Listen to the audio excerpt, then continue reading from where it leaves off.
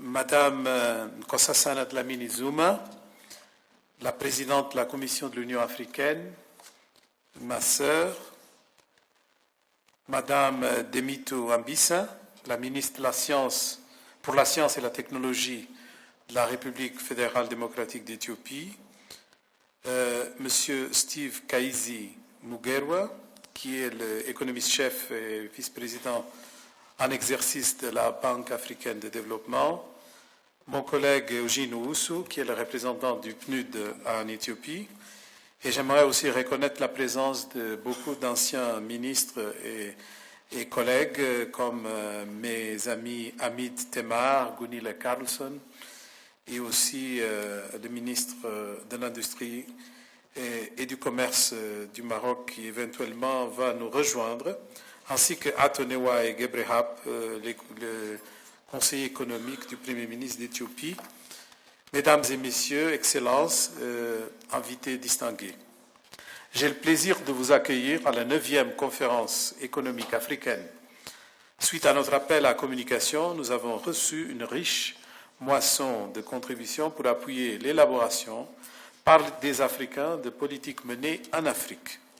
Cette conférence vient à un moment particulièrement important dans le programme de transformation de la CA. Elle est également très à propos pour la CA et son ambition de devenir le premier laboratoire d'idées d'Afrique afin de mieux aider les États membres à surmonter les problèmes que pose la transformation structurelle. Ces 9 dernières années, avec la Banque africaine de développement et le Programme des Nations unies pour le développement, nous avons offert, grâce à cette conférence, une plateforme où apprendre, échanger des points de vue et enrichir les débats intellectuels du continent.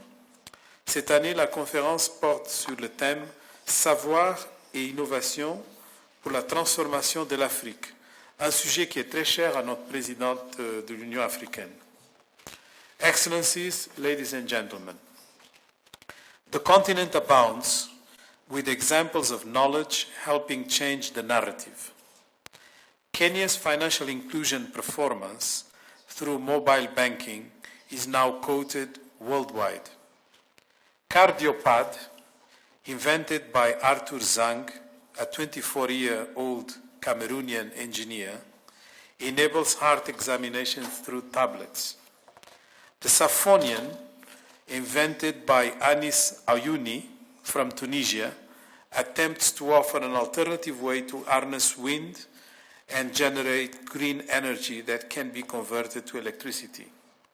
In South Africa, a pedal-operated, self-contained, easy-to-assemble waterless toilet called the Savilu is being rolled out to respond to the need for innovative sanitation solutions. Eneza, that means to reach or to spread in Kiswahili, a virtual tutor and teacher's assistant on a low-cost mobile phone, is making waves in East Africa. M-Farm provides up-to-date market information and links farmers to buyers through a virtual marketplace and shared current agri-trends. These innovations bode well for the future.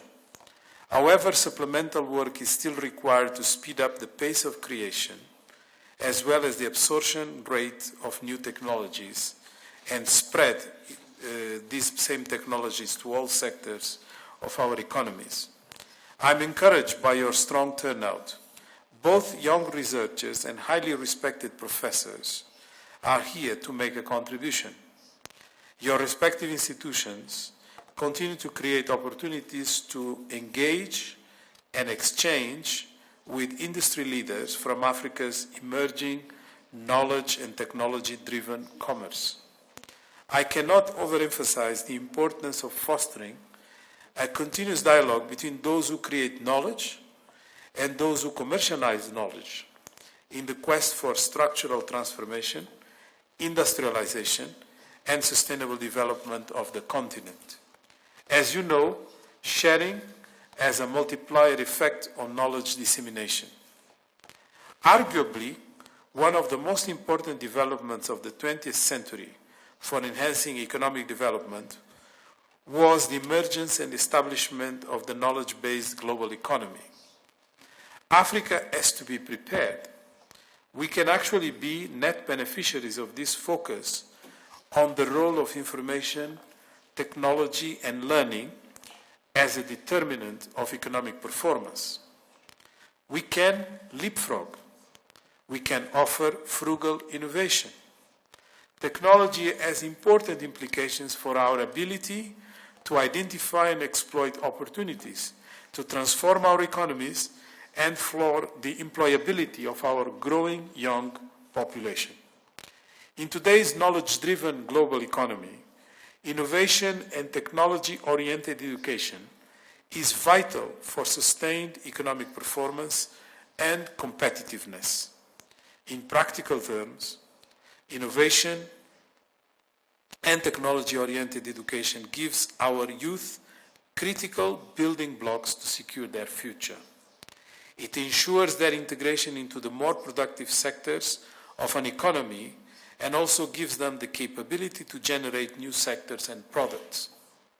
In this context, the common African position on the post-2015 agenda is clear. No one is to be left behind.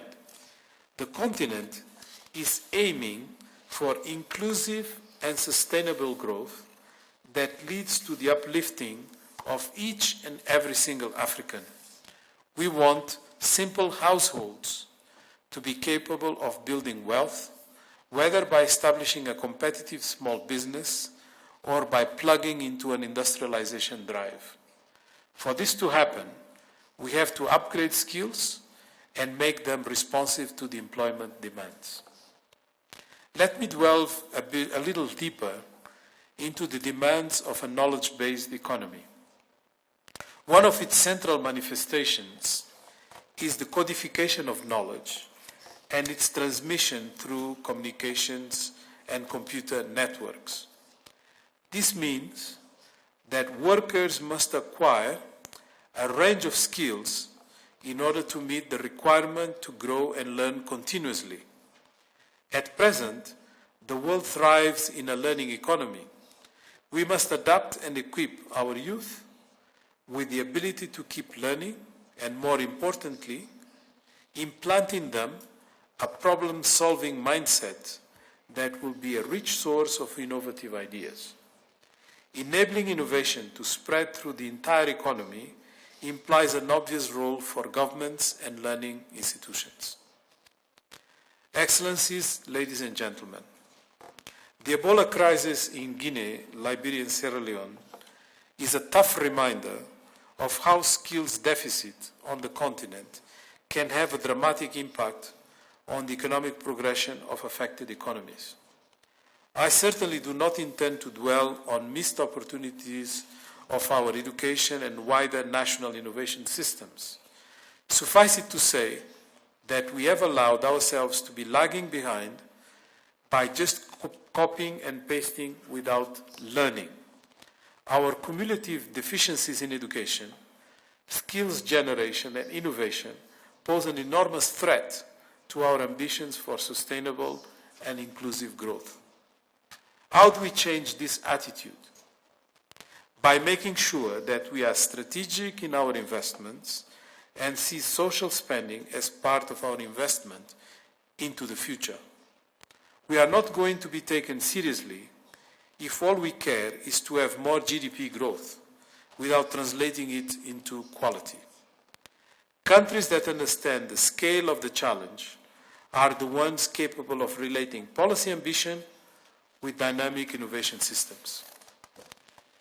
If I seem to insist on national innovation systems, it is because a country's innovative performance depends critically on a collective system of knowledge creation.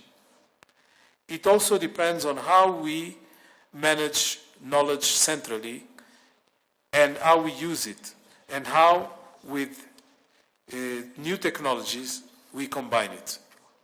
I should stress that national innovation systems can and should be complemented and enhanced by regional and continental systems.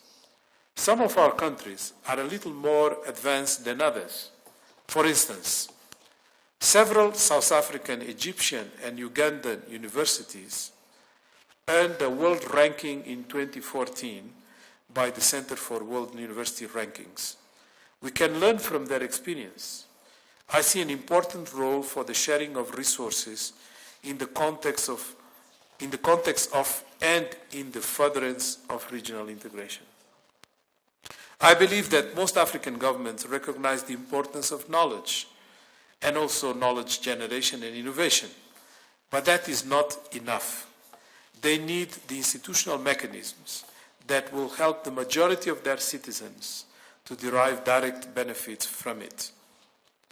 Excellencies, ladies and gentlemen, a key challenge for many of our countries is mobilizing finance to make the required reforms happen. The solution might come from building public and private partnerships. For instance, much of the job of reskilling our labor force takes place at the level of structured and on-the-job skills development programs in which business is a driving force. Where needed, business is already finding enough skilled workers to start low-end value addition. This is good news, but hardly heartening. We are only going to scale up industrialization if we respond to higher and sizable skills demands. For that, we need more synergy and synchrony between public and private sector actors. Capacities is not the same as capabilities. We have lots of capabilities, but we need capacities. We need capacity for strategic decision making, capacity for enhanced productive economic activities, capacities for aggressive absorption and generation of knowledge-intensive technologies. Ladies and gentlemen, in one sentence, capacity to transform growth into quality growth. This is a fantastic challenge for an intergenerational group of African economists like the one we have in this room. I thank you.